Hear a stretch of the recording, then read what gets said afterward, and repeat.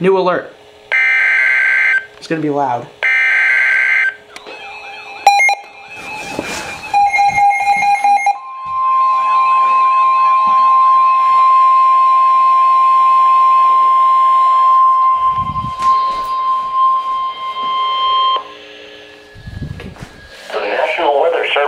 New York has issued a special marine warning for New York Harbor, Sandy Hook, New Jersey to Fire Island Inlet, New York, out 20 nautical miles until 4 p.m.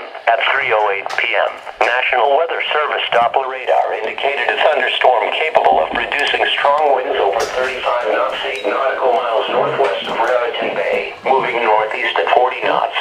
The thunderstorm will be near Lower New York Harbor around 3:25 p.m., Upper New York Harbor and the Verrazano Narrows around 3:30 p.m., Rockaway Inlet around 3:35 p.m., Jamaica Bay around 3:40 p.m.